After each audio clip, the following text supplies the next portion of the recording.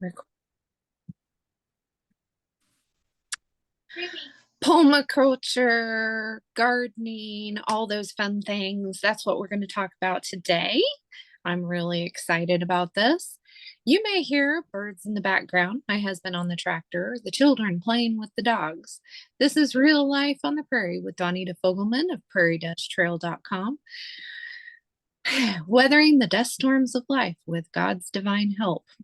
And I have with me today my co-conspirator in the new magazine that we've got coming out this week or this year, Christayla Vassar, who I lovingly call Christy. So Hi, everybody. You want a little bit about yourself? I am a wife and a mom of three and a entrepreneur. Been doing that for, I don't know, 5 years now, 6 years, technically 6 years, I guess. But I recently got my PDC, which for all those who don't know is a permaculture design certificate to help so you can legally use permaculture in your business Oh, wow. for permaculture. I currently live in Stillwater, Oklahoma, and trying to make our little rented place of 10 acres a paradise. And now, you and your husband, did you guys take the master gardening course too? I'm trying to remember. We haven't yet, no. I haven't done that one. Okay. Well, as we're conspiring on this magazine, whenever I asked you if you wanted to be involved in it, you just popped off with a whole bunch of ideas. And I was like, oh, this is going to be wonderful because I have a black thumb in college. The children tell me to stay away from their plants. I'm a house plants because I choose the ones that you can just dump a bunch of water in once a week. And they kind of die and then come back to life, die and then come back to life. I'm happy if I get like one tomato and it's like, take a picture of me with it. I grew one tomato. Proof that whenever you're homesteading, you do not have to be good at everything. It doesn't work that way. No, you have your areas that you're good at, and then you let other people do their thing. Like I have kind of taught myself to grow things, and my husband is over here does the woodworking, the building, like that. I like it, but I'm not good at it. If I kept the electrical stuff around here, we'd be in a world of hurt. Paul's an electrical contractor, so I had a part-time job as a dispatcher for a little while. There's a technical word for that these days, but it was a dispatcher at local 911 center, and I had a lot of fun with it. We were without electricity, the whole area, for about a week in 2017, the very beginning of 2017, big ice storm.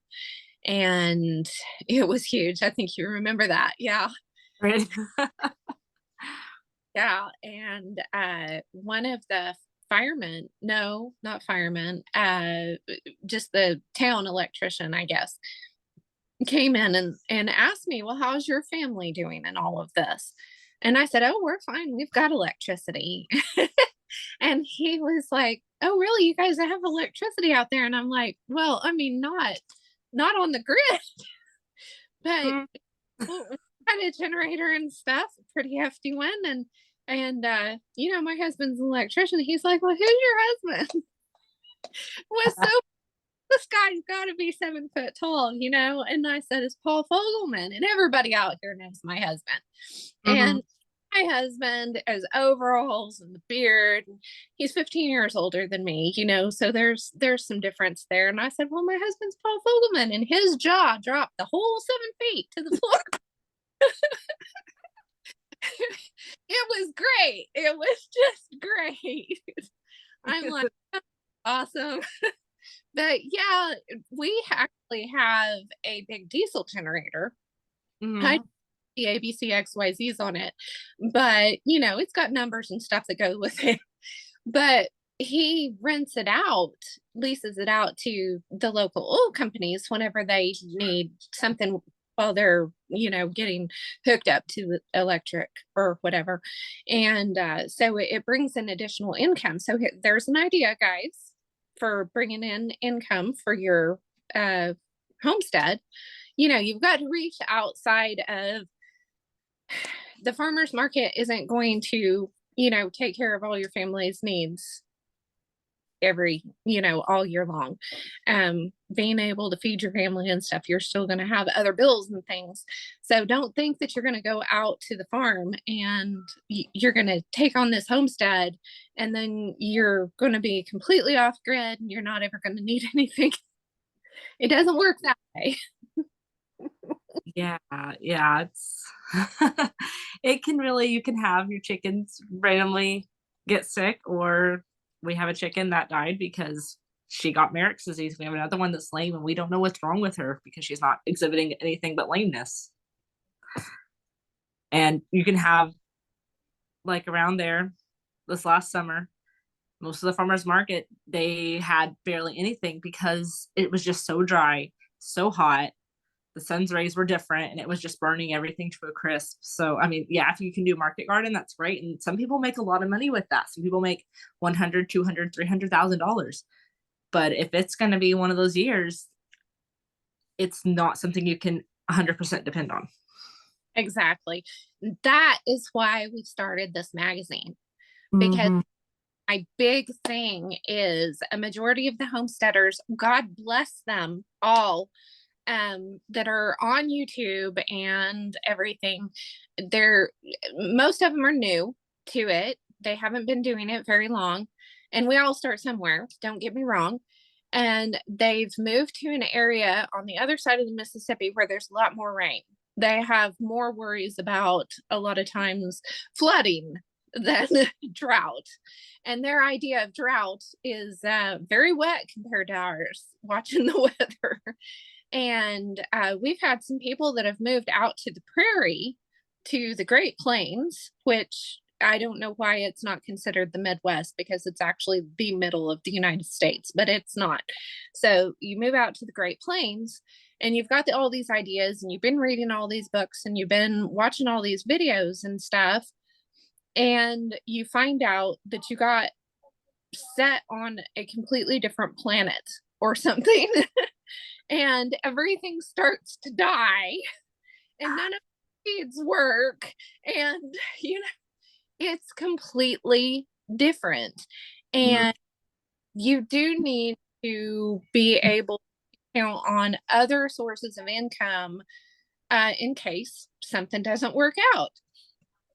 And having more of a generational approach, since Mm-hmm. I'm generation pioneer and homesteader.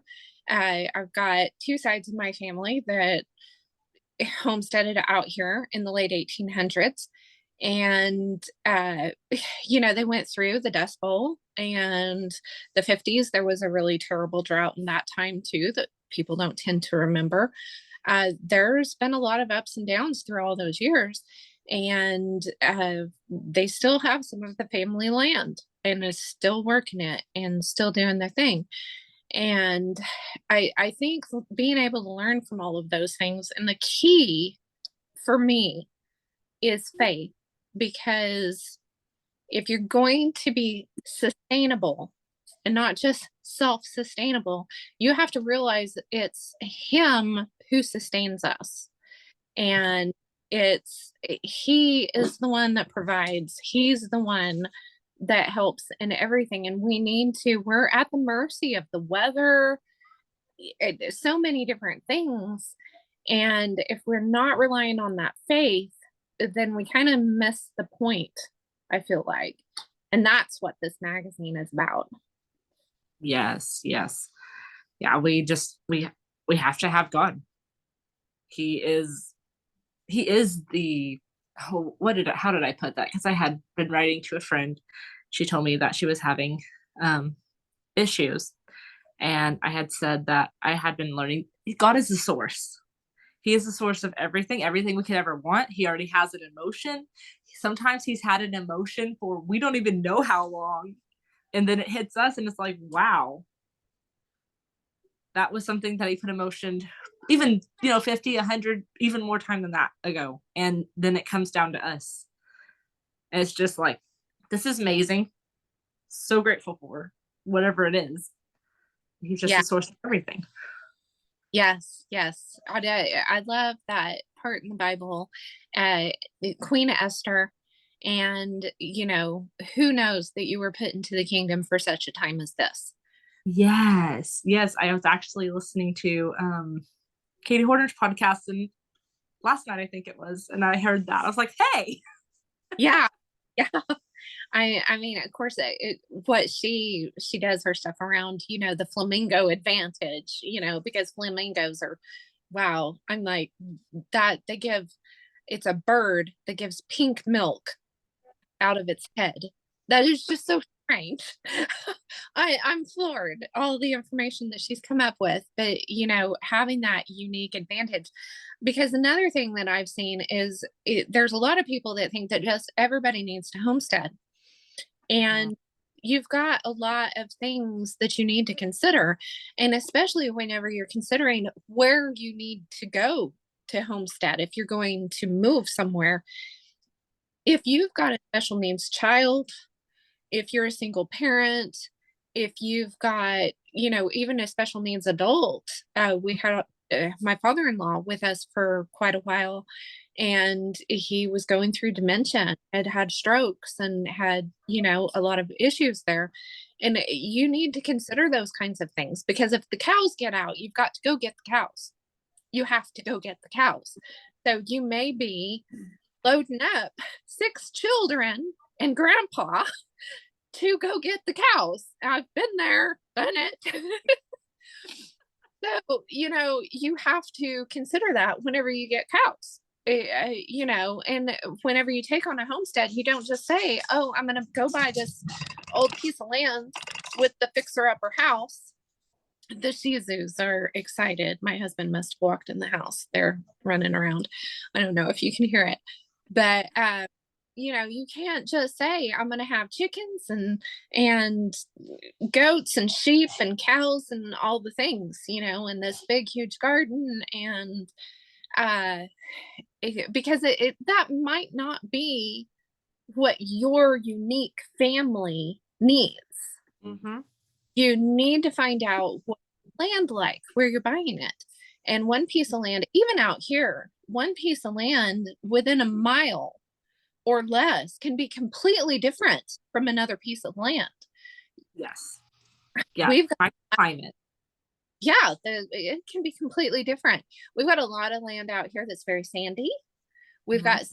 got red clay. We've got just different things, and just in this area, so you need to consider all these different things and take it slow.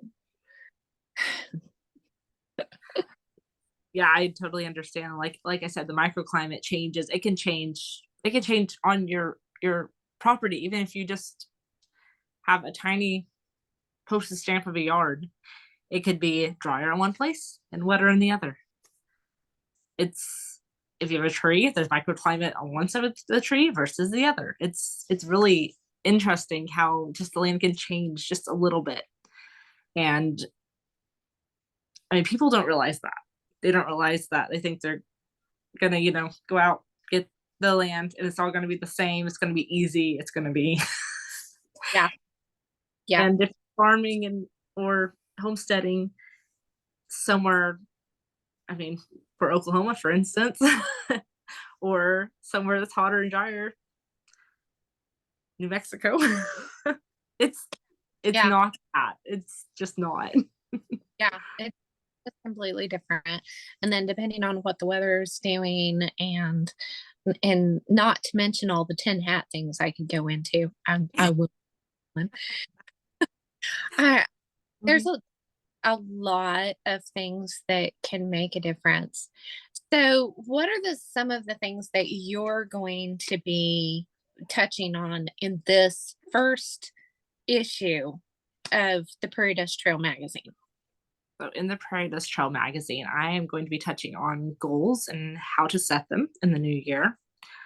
Um, I think one was that I'm working on is adding, getting your not adding, but getting your garden beds ready for spring. I had one of how to bless your children and a blessing as well. And there are three more. We've got so much going on. I just got a submission today from someone in between us that has, they ran out here in between us. And she was going to give us the history of meat labeling laws.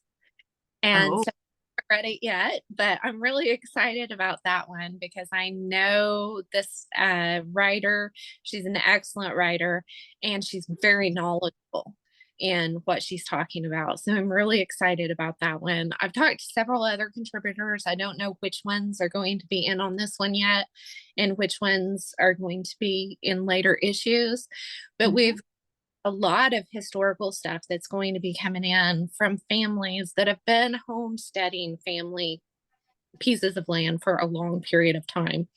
And I think learning from that historical data is just going to be huge.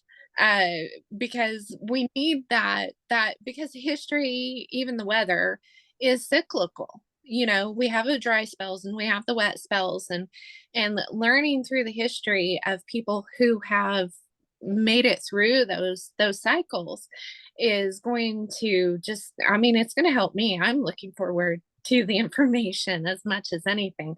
I love hearing the old timers talk about the different times and different things that they've struggled through history, and it's just been I'm just quite excited, and having the biblical perspective is just huge. I mean, being able to bless your children, it's not just about vegetables, it's not just about getting off grid, it's not just about fixing up the old farmhouse. Those are all wonderful, wonderful things, but it's about that legacy, which is just so important. It definitely is.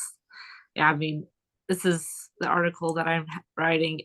It's I think mainly it's going to be about, praying for them, but there's so much more than that. There's teaching them what rather it doesn't matter if you are homeschooling or if they go to public school as well, but you're also teaching them at home, taking the extra time. I have a lady that I worked for.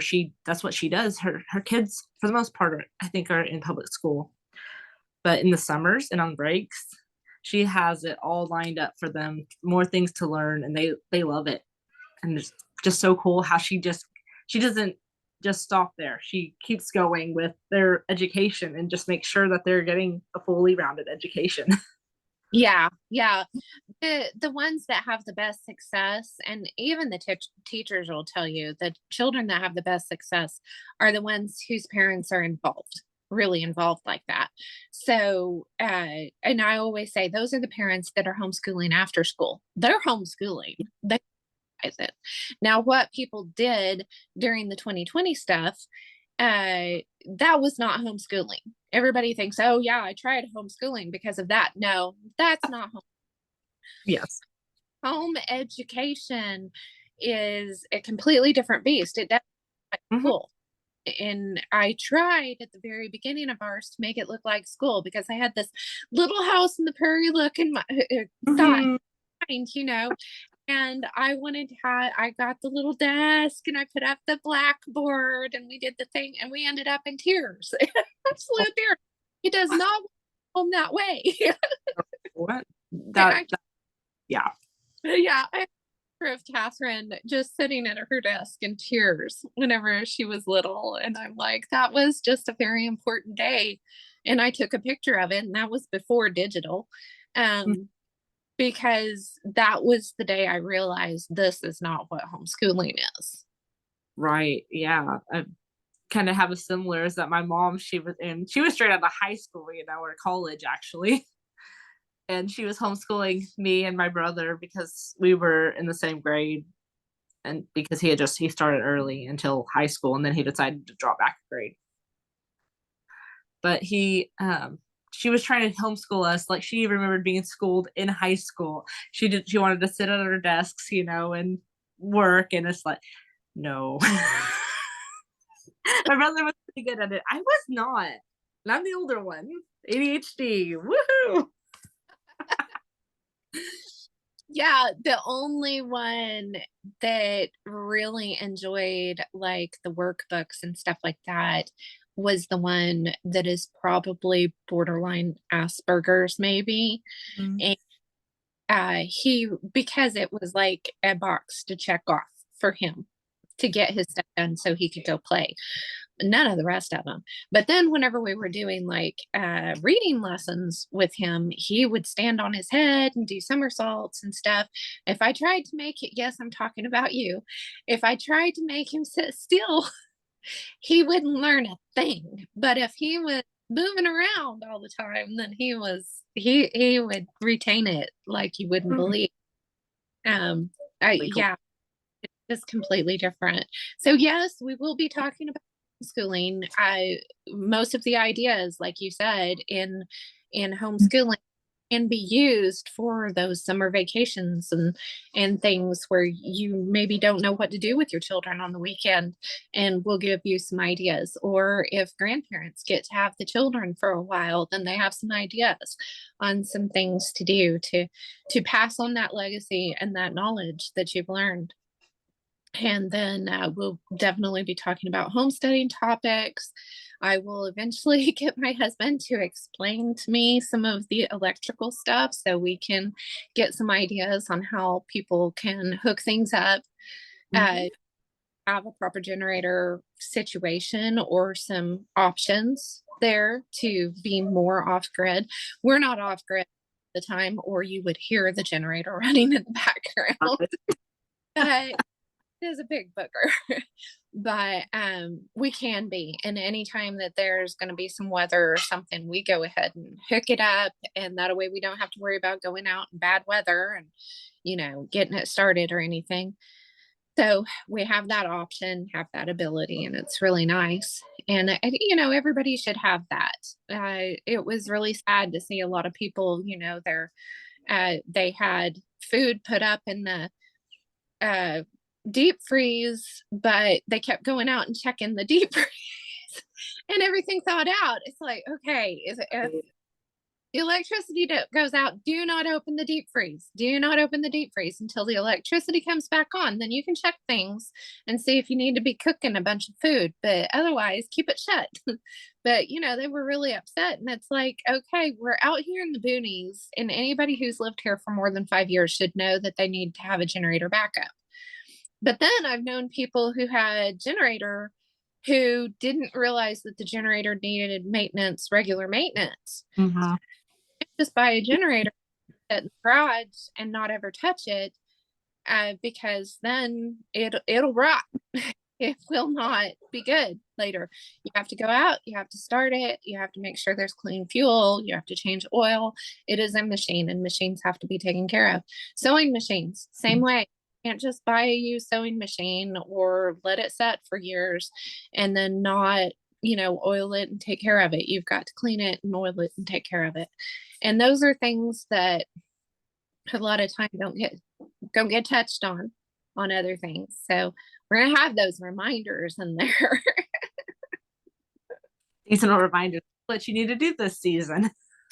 Yes, yes. I mean, sometimes I need those. Oh yeah, I need to do that because we go through, and I've had a lot of questions. Like especially with like the chickens, because chickens can just die. They just decide to Mhm. die. Reason one morning they wake up and just decide to die, or they don't wake up and decide to die.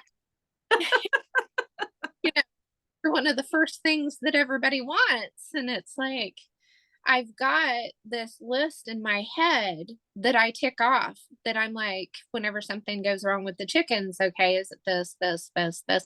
But I never thought about it before because that's just what I do. But somebody who's starting out, they don't know that. They don't have that list in their head.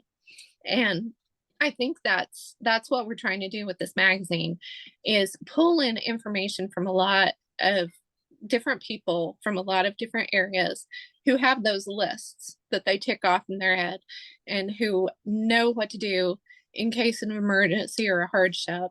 And they're like, oh yeah, you just do this, this, this, and this. And that way we can pass on that common sense to everybody else. Yes, it's needed. With some extra common sense. It doesn't just come commonly. And It doesn't. It's but they're not everybody's taught it. So yeah. Is there anything specific that you're really excited about with this magazine?